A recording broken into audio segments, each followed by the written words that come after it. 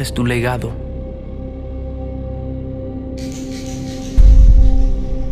La búsqueda puede ser complicada, pero en realidad debería ser simple. Yo soy padre, soy hijo, soy hermano y soy amigo.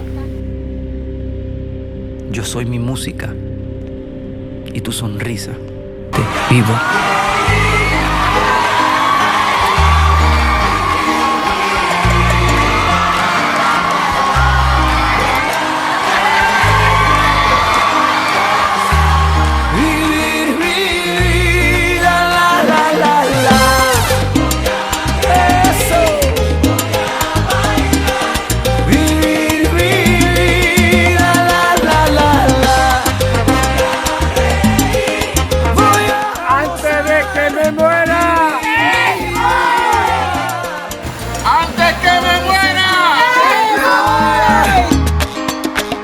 Para limpiar las heridas, a veces solo una gota puede vencer la sequía. ¿Y para qué llorar? ¿Para qué? Si duele una pena, se olvida. ¿Y para qué? Sufrir, ¿para qué? Si hacías la vida hay que vivir.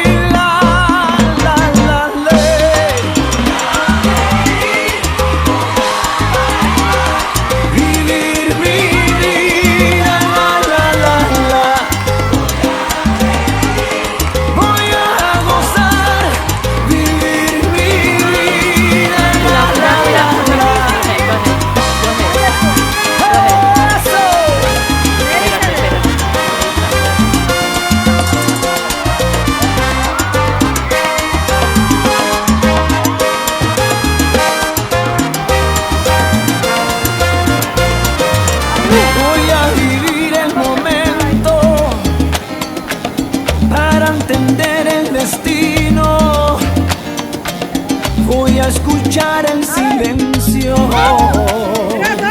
para encontrar el camino. ¿Y para qué llorar? ¿Para qué? Si duele una pena, se olvida. ¿Y para qué sufrir? ¿Para qué? Si hacías la vida. Somos hombres y no tenemos miedo.